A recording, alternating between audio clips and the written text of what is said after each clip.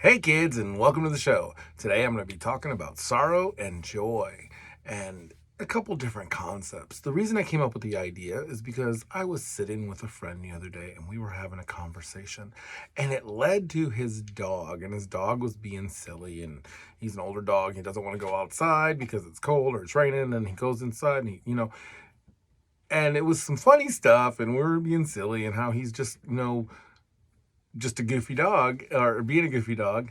And all of a sudden my friend's face just kind of changed, and then he said, "I'm sorry." And I said, "For what?" And he goes, "I totally forgot that you lost some pets this year, and here I am talking about my pet and going on, and it's probably making you sad." And that's paraphrasing, it's not exactly the words, but I told him, I said, "Don't let my sorrow take away your joy," because I loved hearing that story. The problem he had is, earlier in the year we lost 4 dogs, 4 different ways. It's tragedy in our household. It was really horrible. And then we had to deal with some other stuff, with the health of our baby, and all the other things that were going on this year. And all of a sudden, he thought that him sharing joy would make me sad. And I said, "No, no, no, it's the opposite. It's like, I want to hear those good stories. I love to hear those good stories." And that's kind of where I am. If you want to follow this channel and kind of my philosophy, now there's 2 different philosophies here. This one's a little tougher. I almost decided not to do this video, and this is why. You can't let other people control your joy. So don't feel like because someone has gone through a tragedy, you have to stop living, because it's the worst thing you can do. You need to continue to live. But at the same time, you don't want to just throw it in people's faces. This is more about you, in the sense of the person that experienced the tragedy. This is where I want you to come from. I don't want you to come from the person that is apologizing, not my friend. I want you to come to it from my state of being. And I am the one that received the loss. So this is kind of the way I want you to move forward in this video. I don't want you to have his perspective at this time, because what I'm talking about is, it's biblical. It talks about, when we fast, we still fix our hair, we look nice. We need to do that so that way we receive our gifts in heaven.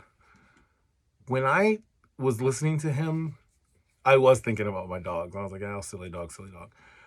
And maybe my face changed. And if it did, and I signaled to him that I was getting sad, it wasn't the case.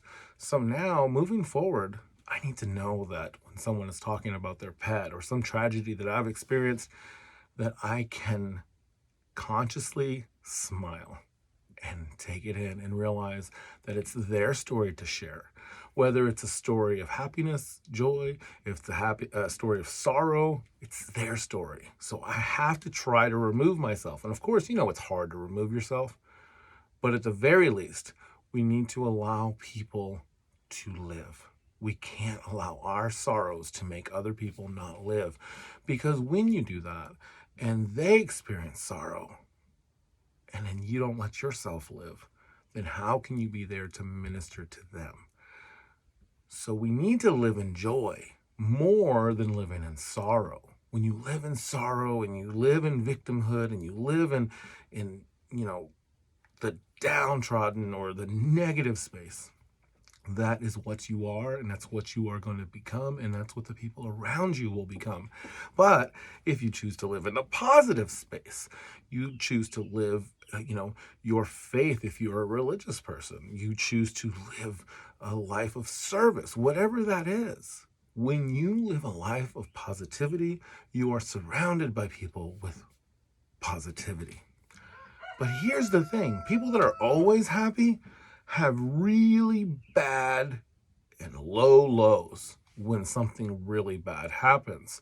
And so when you see somebody that's super happy all the time, they're all go lucky, and all of a sudden their spouse passes away, or their parent passes away, or their child passes away, and all of a sudden they are gone.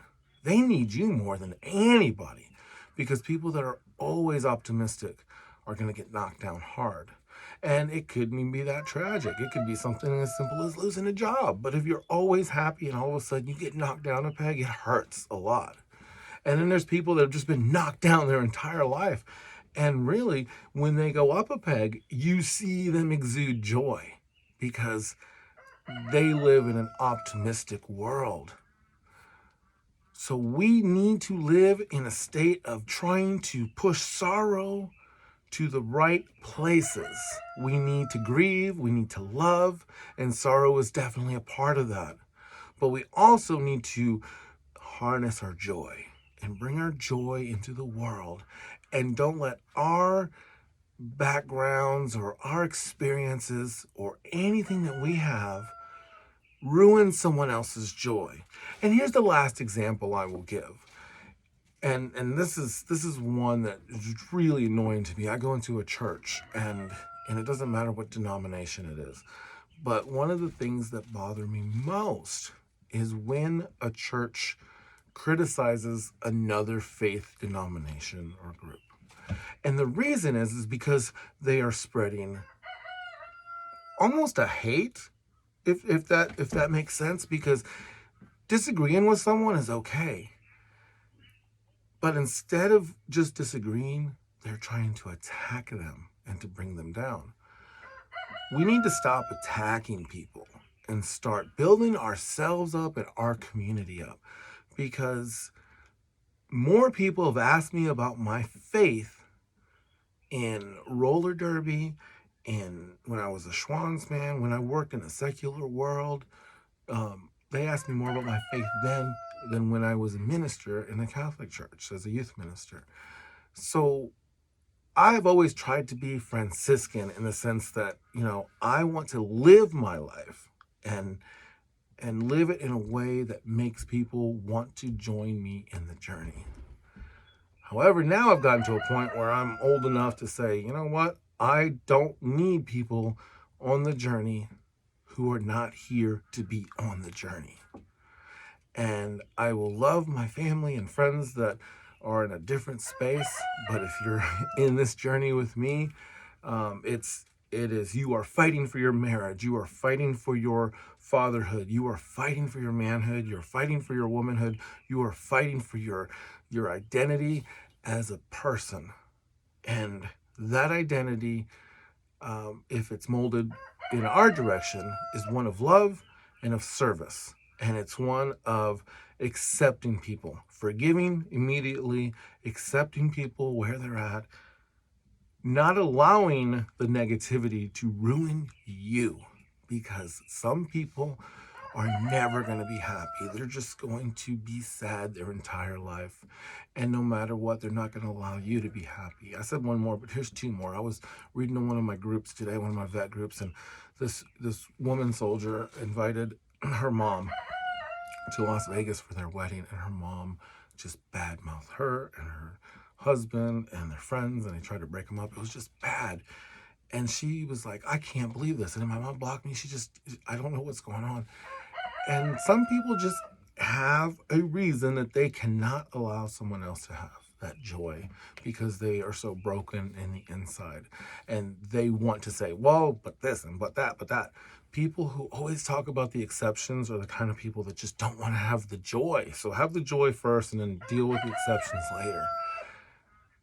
It's a hard concept when you think about it, because you have to just be willing to accept anything, whether your faith, your value group loves it or hates it.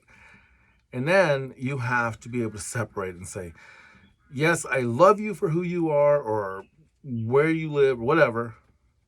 That part I can't deal with. We are friends, but we're going to disagree here, and let's just not talk about it. That could be anything. You'd be really surprised how dumb people can be. I say dumb very lightly.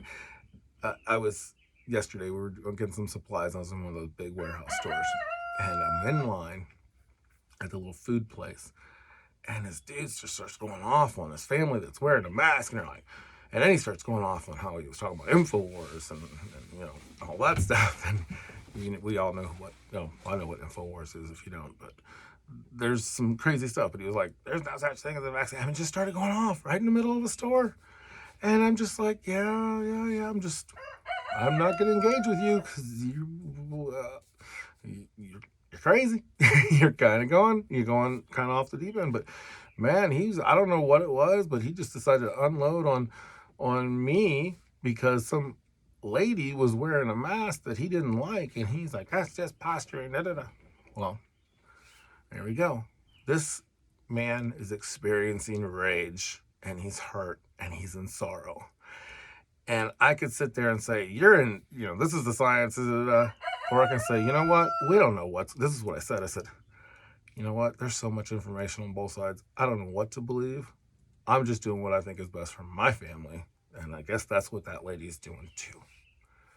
And he still started talking about how there's no such thing as vaccines, and it was crazy stuff. And I've watched InfoWars, and it was crazier stuff than what I've seen on InfoWars. So, yeah, it's like he quoted them and then went off in this other. So, yeah, anyway, that's a story for another day. So today, I want you guys to remember that, no matter what, we choose each day whether we have a good day or a bad day. And some days start off horrible, and some days just continue to throw roadblocks and wrenches at us. And we just have to keep pressing forward, because ultimately, the biggest lesson in Scripture that God teaches us is we have to keep pressing on, because there is something greater than us awaiting us. And I hope that one day we all get to have a good old time without the worry of any of this stupid worldly stuff. So, until next time, work hard, be kind, and have fun. Oh yeah, if you made it this far, give me a like or subscribe, or any of those things would be great. Thanks.